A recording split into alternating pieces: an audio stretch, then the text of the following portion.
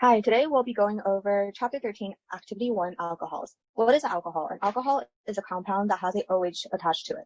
Alcohol is special because it has a relatively higher boiling point compared to other organic compounds. There are primary, secondary, and tertiary alcohols, and it also comes in a phenyl form, but there is no such thing as a quaternary alcohol. Let's move on and look at the first question. The first question is to classify the following alcohols as first degree, second degree, or third degree, and to box all third degree alcohols. So how do we determine if it's primary, secondary, or tertiary? It's based on the number of carbons that is attached to the carbon bonded to the OH. So let's look at the first one.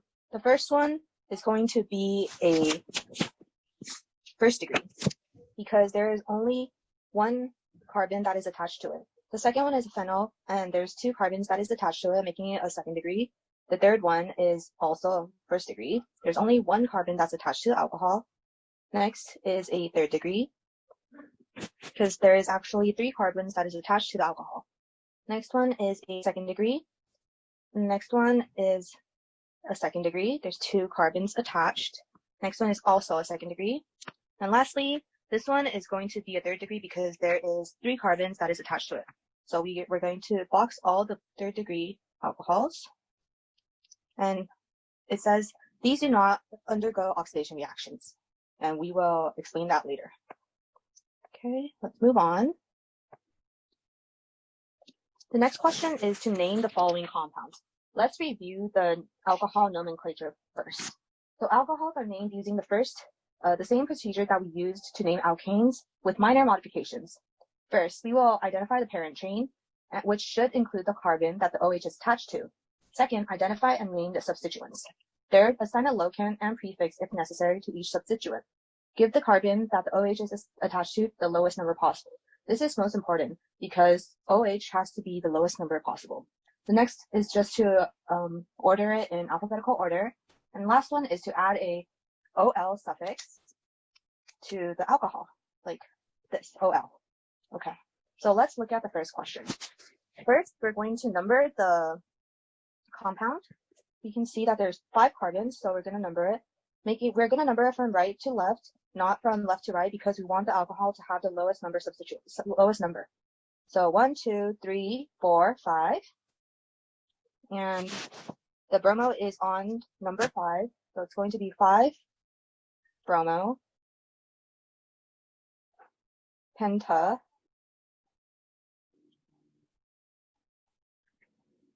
2 O, because alcohol is on number 2. Let's move on to the next question. The next one has 6 carbons. We're going to number it also from this right to left because we want the alcohol to have the lowest number. It's going to be like this, and we're going to name it over here. So there is a chloral substituent and a methyl on number 6. So in alphabetical order, it's going to be 5 chloral, 5 methyl, hex, and 2 O because the alcohol is on number 2. Okay, let's move on. The next one we can see it's a cyclo and it has a alkene. So since it's a pentene, it's going to be a cyclopentene. So we can add that.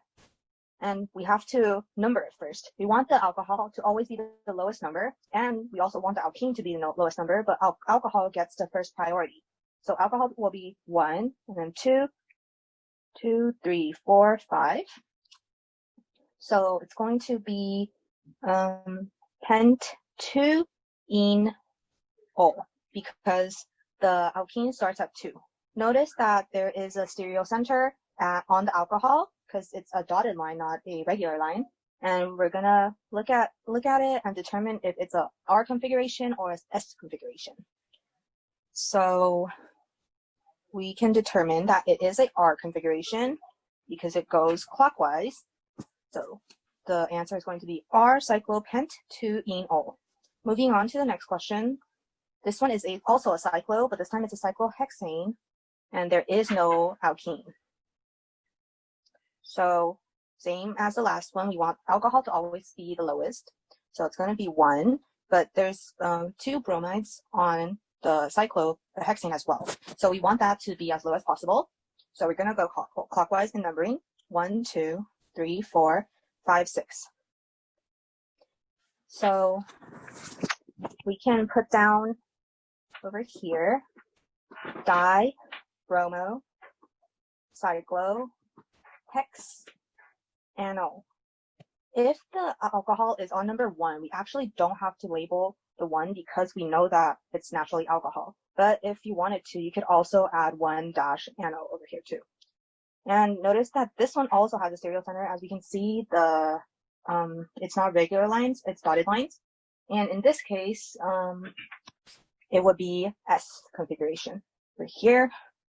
So we would just add S in the front. Okay, moving on to the last one.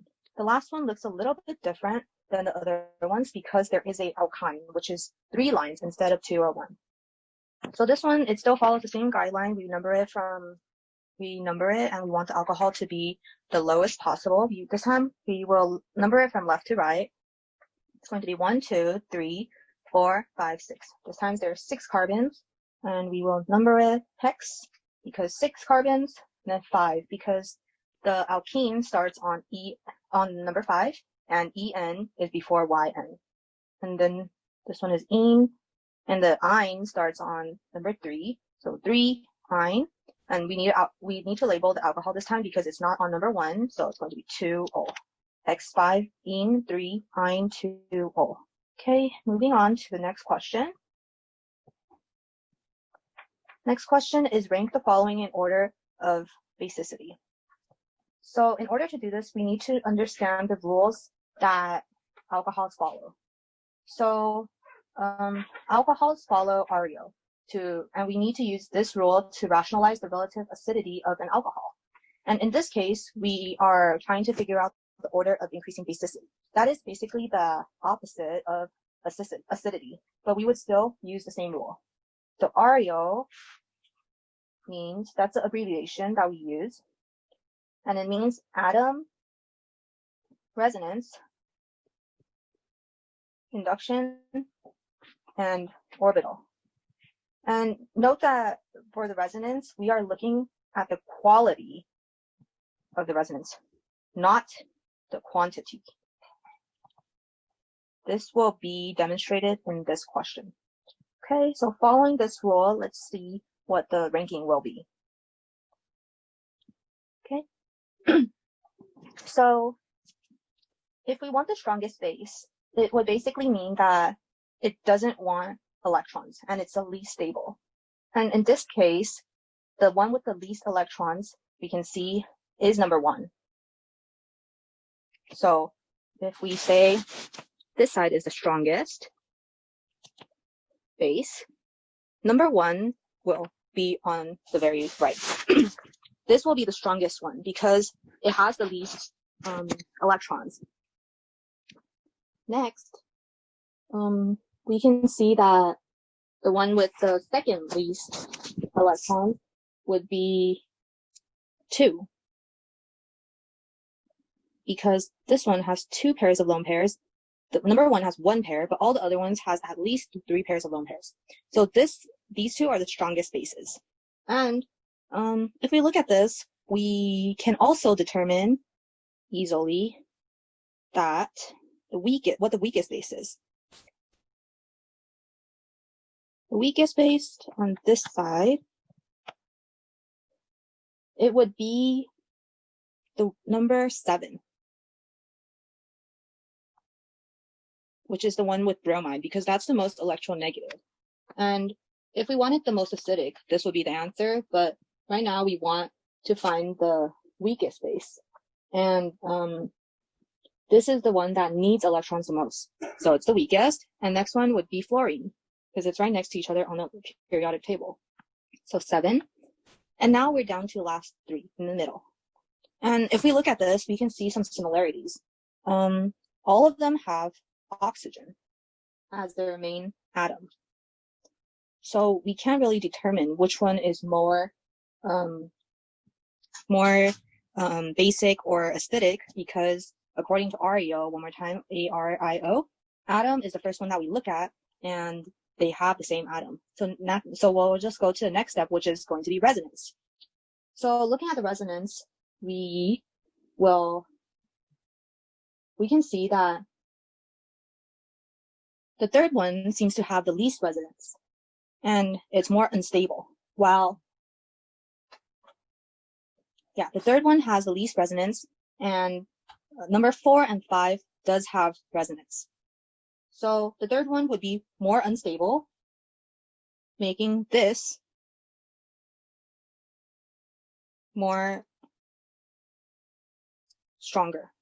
So stronger, let me change this.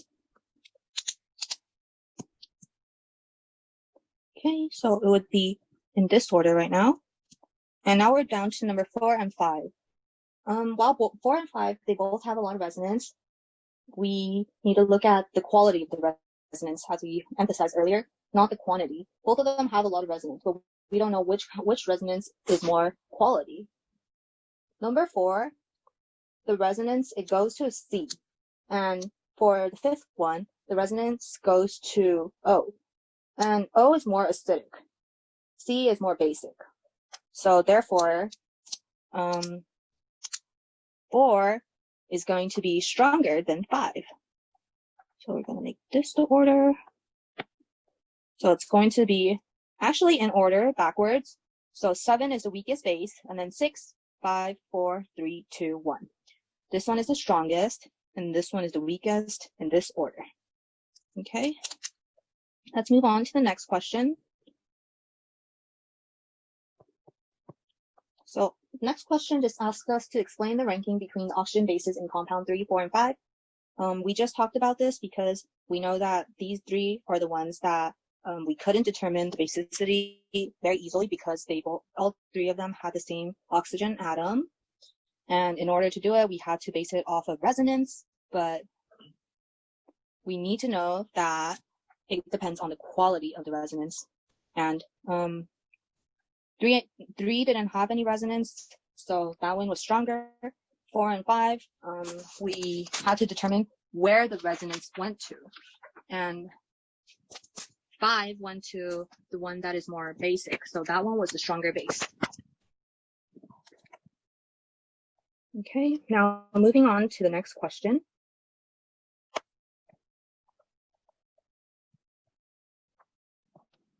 For question 5, it says, review making alcohols. Predict the product of the following reactions. Show stereochemistry when necessary. So this is just asking for the alcohol mechanisms. The alcohol mechanisms follow the basic Markovnikov, anti-Markovnikov, SN1 and SN2 reactions. Let's look at the first one. First, we're going to look at the Br. Br is connected to 1 carbon, making it a 1-degree alcohol. And NaOH. This is a strong base or a strong nucleophile. So this would follow a SN2 reaction. SN2. Okay. So since it's a substitution reaction, it would just substitute the Br with OH. And then it would also have a NaBr. Next, let's look at the next one. The next one, the Br is connected to 2 carbons, making it a 2-degree alcohol. And H2O, that is a weak base or a weak nucleophile. So this one would follow a SN1 reaction. It's actually a hydration reaction. And since this is also a substitution reaction, it will give us the same shape. However, instead of replacing the Br, the OH moves to top. And it also gives us the HBr. Okay, let's move on to the next one. The next one, we know that this is a Markovnikov. And for Markovnikov reactions, we have to, it goes to the more substituted side. So the more substituted carbon would be this one, because there's 3 things attached to this carbon, in contrast to this one, which only has 2. So the alcohol would go to the more substituted side. So we draw out the cyclopentene and it doesn't have the alkene anymore because it's replaced over here by alcohol, and it's like that. Moving on. This one is a anti-Markovnikov, so it's opposite to this. This case, it will go to the less substituted carbon, and that would be this one, as we just mentioned. So it would give us the same cyclohexene, and alcohol would go to over here. And then the carbon, the methyl group, would still remain here. However, this is a common mistake that we make because this one actually shows stereochemistry and it has an enantiomer. So instead of drawing it like this, we need to note the stereochemistry here, and this one should be dotted lines, and the alcohol is solid. So like that. And we can either draw the other structure or we can write En to show the enantiomer. Moving on to the next question. For the sixth question, it says, use curved arrows to show the mechanism of the following transformation. Assume workup at the end of each organic reaction to neutralize any reactive or charged species. So for this one, we need to use H3O workup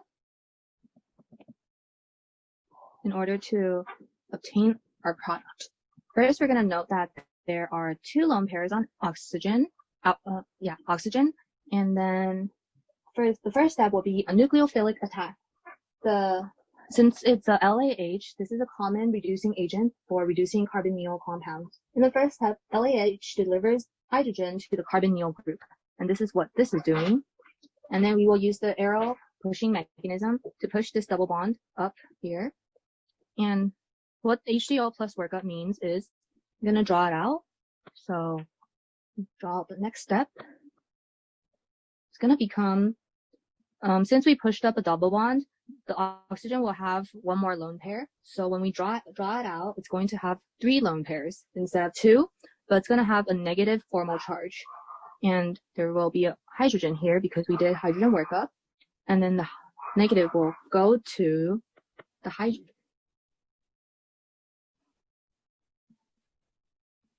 Of the H3O, and we do this to obtain our resulting alkoxide ion and to form the alcohol product. Okay, for our next question, it's to draw lone pairs on all hetero atoms to satisfy the indicated formal charge. Use curved arrows to accomplish each transformation. Describe each transformation as A, nucleophilic attack, B, loss of leaving group, proton transfer, or D, rearrangement. These are the 4 most common transformations that can be made. So let's see.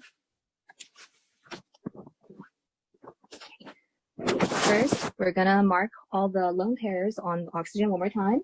The oxygen will have 3 lone pairs here, and once again, the first step is that, because we're still using LAH as our reducing agent, LAH delivers hydrogen to the carbonyl group. So we're going to mark that by attacking the carbon and push the double bond up. Okay? And next step is going to be, this is what we obtain. This step is going to be loss of leaving group, because we are going to expulse the alkoxide ion, which causes the carbonyl group to reform.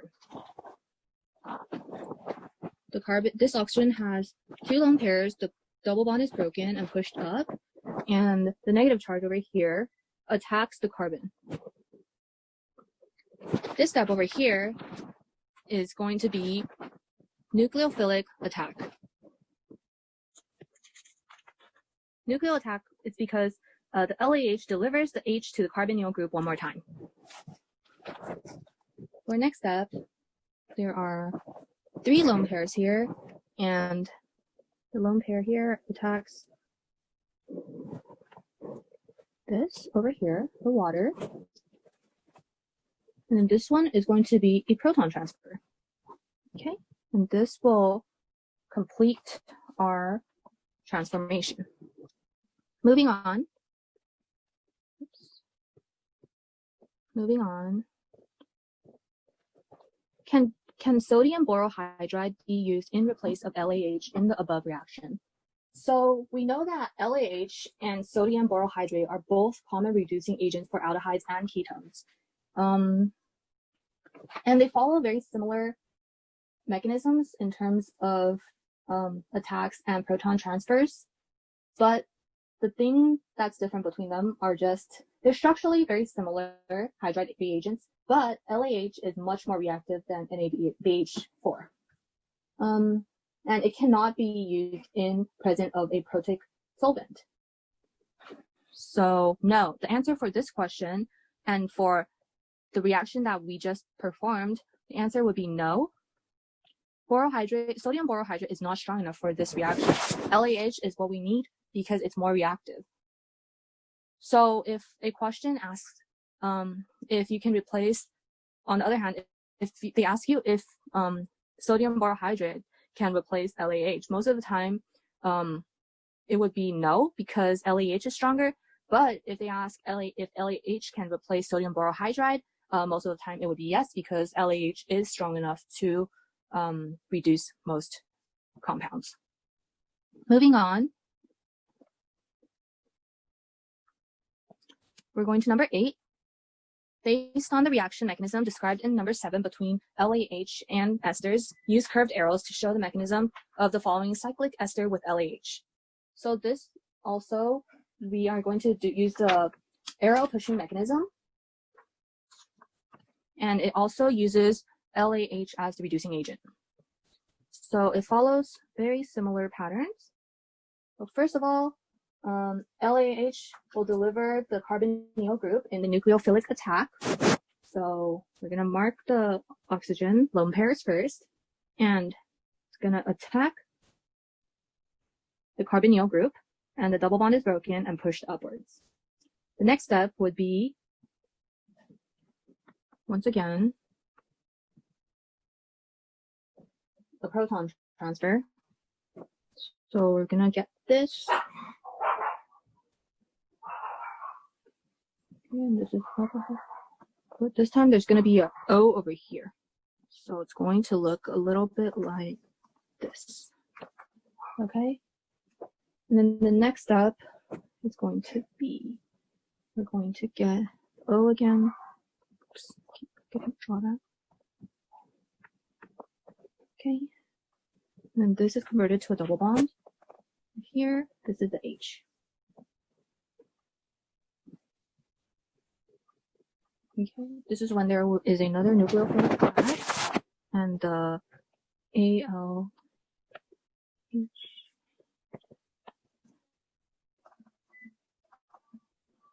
This attacks this bond here, and we get this. The O over here is broken, the bond, and then O, 1, 2, 3, 4, 5, 6 lone pairs on the oxygen, and then we still have this over here, H, O, 1, 2, 3, 4, 5, 6. And this is the step right before we get our final product. After this, we will get our final product, which is this. Okay. Moving on. Number 9, propose a synthetic strategy for the following transformations. For synthesis, you do not need to show curved arrows, show only intermediate products that can be isolated. For synthetic strategies, always consider the following questions. Are a number of carbons changing, and what functional groups are present, and what reactions can produce them? So let's look at that. So in order to do this kind of synthesis problem, we need to look at, think ahead of what we need. So the end product is a alcohol here, and we need to look at the 2 intermediates as well. So we can break this down into 3 steps. For the first step, we just need to make this transformation, this to this. And to do this, we can just simply add a Br2 with heat, and we can obtain this with a Br added. And then we're going to use a strong base nucleophile to convert the Br into a double bond.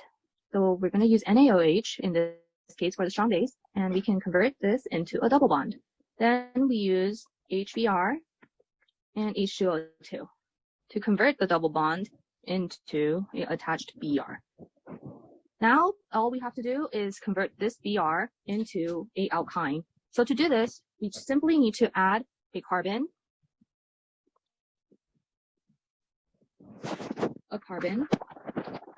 attached to an alkyne, and we will obtain our product here. So now we obtained this. Let's move on to the next step. So right now what we have is this, and we need this. How do we do that? To do that, we can use the anti-Markovnikov method of adding a, number 1, BH3 THF with NaOH and H2O2. This will follow the anti-Markovnikov method and add to the less substituted side. And what we will get is this. So alkyne gets converted into a alkene with a oxygen attached to it. And this is actually exactly what we need for the next step. Okay, now we can move on to the final step. The final step, what we need is a alcohol. And today we talked about good reducing groups such as LAH and sodium borohydrate. So let's think about what kind of reducing agents there are. So first, a good reducing agent, one reducing agent is catalytic hydrogenation. That's the method. And this is when we can reduce it to a alcohol by using PT, PD, or Ni with H2 to obtain our alcohol product. However, this method is rarely used because high temperature and pressure is required. So let's move on to see the next one. We mentioned sodium borohydrate.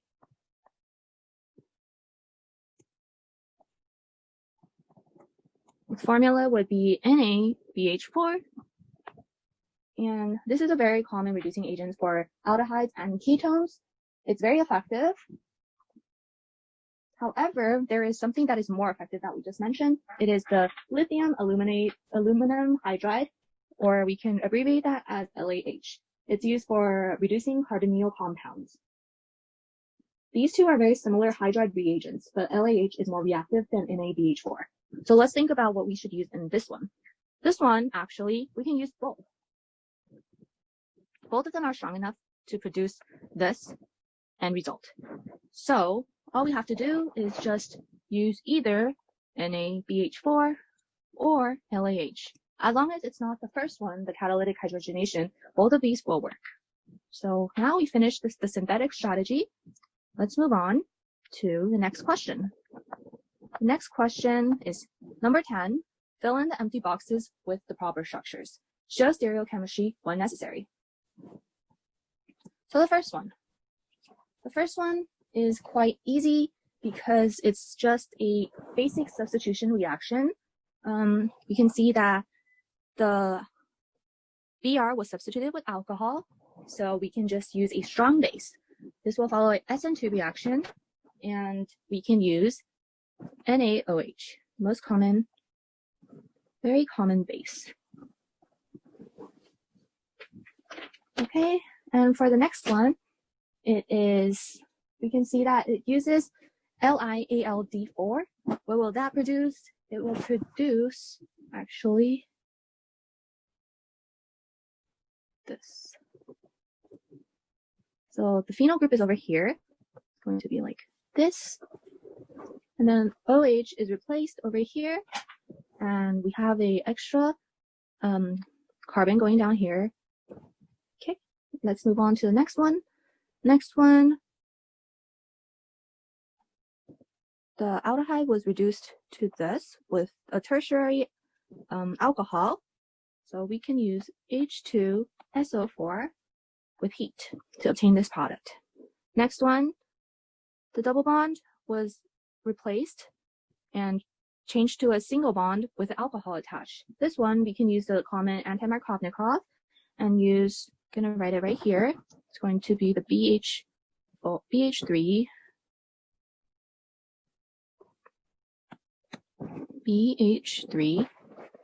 THF with H2O2 and KOH.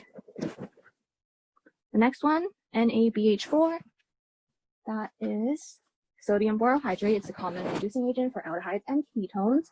And this one, we will just replace this bottom oxygen with alcohol. So the structure that we're going to get here is going to be, let me erase this all and get more space. Let's draw it out here.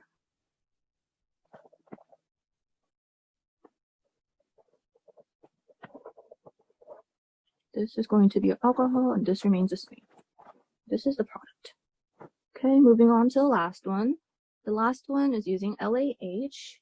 We just talked about this as well. LAH is a common reducing agent for carbonyl compounds, and this one is very effective. It's much stronger than sodium borohydride. So this result will give us, it's actually a little bit more complicated. This, and there's a HO here. So 2 of the oxygens were actually replaced with alcohol. Actually, all 3 of the oxygens were replaced by alcohol. That is because LAH is a very strong reducing agent. Okay, and that is it for our presentation today. I hope you learned a lot about alcohols today. Thank you.